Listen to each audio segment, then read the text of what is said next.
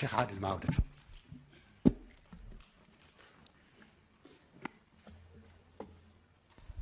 شكرا معالي الرئيس. بسم الله الرحمن الرحيم. الحمد لله والصلاة والسلام على رسول الله. السلام عليكم أجمعين. الحقيقة للأسف كثير مما قيل هو يخدم المخطط الإرهابي الذي يدور في البحرين، وللأسف حقيقة أنزعج من مثل هذا الكلام أكثر من هذا الفعل، بل أقول كما حدثت بعض الناس بالأمس: لا تحسبه شر لكم بل هو خير لكم والله يعلم وأنتم لا تعلمون. في هناك جوانب إيجابية ليخرج كل الخبث الموجود. أما اسمحوا لي أكون صريح، وهنا مكان الحرية على الأقل في الكلام، أنا أقول هذا الصياح والعويل هو الذي يخدم هذا المخطط الذي يريد أن يهدم البحرين. حقيقة حلو أن احنا ننتقد الأجهزة الأمنية، لكن هل نعرف احنا كمية الجهد اللي على الأجهزة الأمنية؟ وهل من ينتقد الأجهزة الأمنية حقيقة هو أشجع وأقوى؟ خلنا نكون صريحين، نجامل الناس. أول ما نحتاجه هو ما ذكره الشيخ عبد الحليم والأخ عبد الحكيم الشمري. الكفار لما لم يسعدهم الله بدعوة النبي صلى الله عليه وسلم قال: قولوا كلمة تدين لكم بها العرب وتدفع لكم بها الجزية العجم. قال: قل وأبيك 10 كلمات، كلمة واحدة ونحصل هالعز دي كله. قال: قولوا لا إله إلا الله. قالوا: لا، هذه ما نقولها. فعاشوا في إيش؟ في ضنك، إلى أن أكرمهم الله عز وجل بلسان غصب عليهم، ومن عارض هلك. ترى هذه الزبدة اللي ما يحبوا يسمعونها، اللي الصحافة ما تحب تسمعها، اللي قلنا آية وحديث قالوا أقم الصلاة. إيش يبون؟ فلسفة البطيخ اللي وصلتنا إلى ما نحن فيه. أقول إن ما نحتاجه في البحرين هو ليس الصراخ والعويل، هو التماسك. هناك فجوات، لكن والله لا أداهن أحد، والله لا أداهن أحد، إنما أتكلم في مصلحة الناس أولا، الناس عامة الناس. إنما نحتاجه زيادة ثقة في القيادة على أن ما تفعله في الجانب الأمني هو في ميزان دقيق، في ميزان دقيق جدا، يعرفه المتخصصون، يعرفه أهل الحل والعقد. هذا ليس معناه أن كل ما يفعل صحيح. هذا عندنا اليوم بلاوي يشيب لها الولدان في تقرير ديوان الرقابة المالية والإدارية، يشيب لها الولدان. أقول أولا ما نحتاجه هو ليس، اسمح لي أخي الكريم أخوي الشيخ وانس وجماعة، لا، بل نثبت وخلف القيادة وصف واحد. يا جماعة على باطل يتبعونهم، على باطل، على فجور يتبعون رؤوس خاوية. فكيف نحن برؤوس حكام قصروا في جانب نقول هذا مقصر؟ لكن نحن بإذن الله الحق سينكشف، لأن أنا أقول نحن نسمع أصوات شيعية رافضة، لكن إلى الآن ما عندها الجرأة. يوم تأتيها الجرأة وتحط يدها في يد المواطن، في يد أمام هذا الإرهاب صراحا، هناك هذا كله سيندحر. إذا كنت كما يقول الحديث لا تستحي فاصنع ما شئت، هذا مو حديث، هذا كلام قالوه الناس قبل النبي. النبي أقر أن هذا من كلام النبوة، قال إن مما أدرك الناس من كلام النبوة إذا لم تستحي فاصنع ما شئت.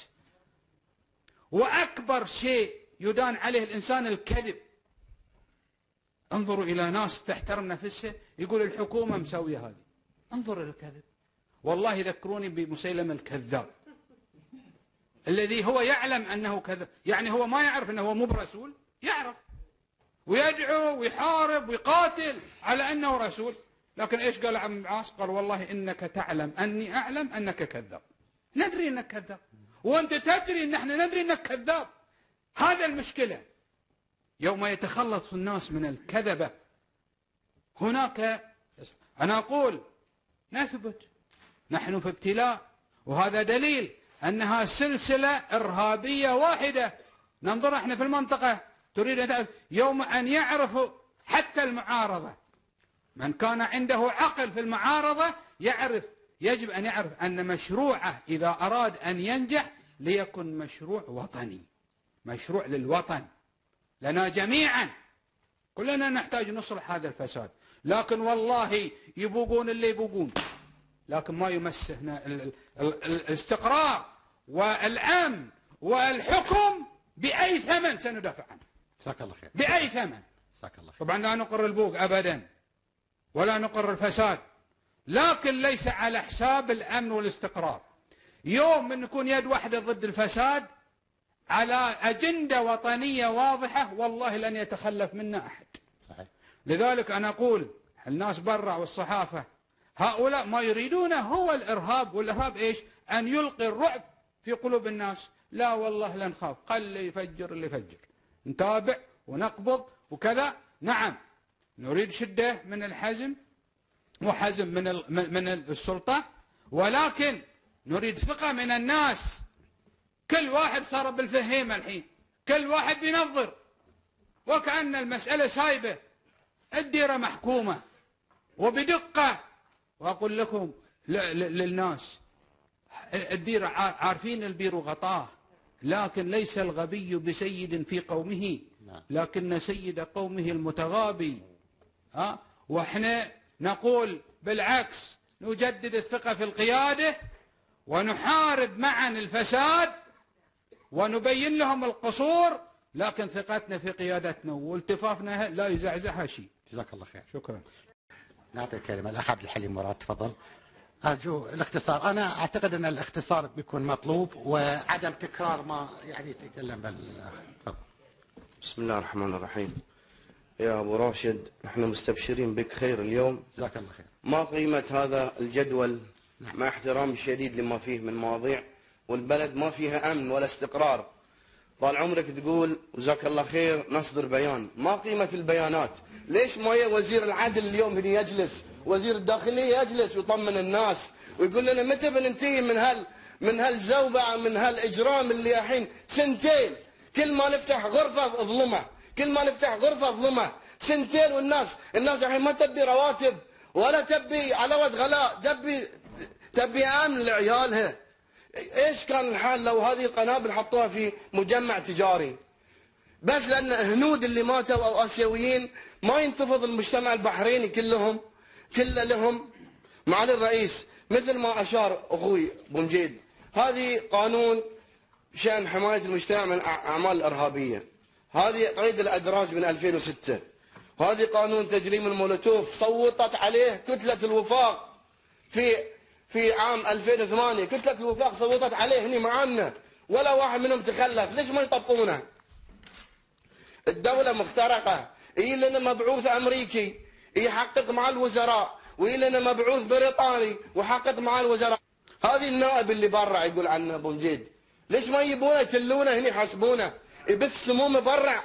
ليه متى؟ ليه الحين عندهم جوازات دبلوماسية هم وعيالهم يروحون ويون يخيطون وبيطون؟ ليه متى؟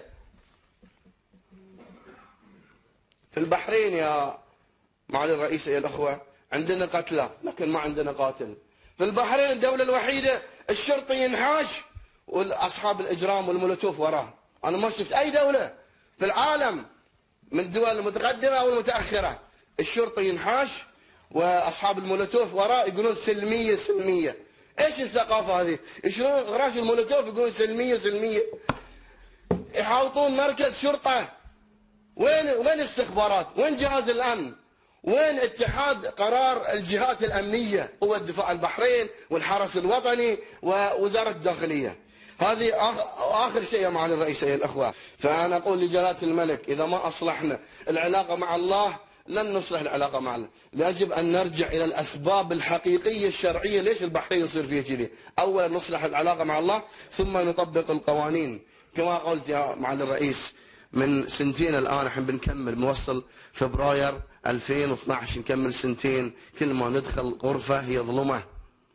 ومن لم يجعل الله له نورا فما له من نور.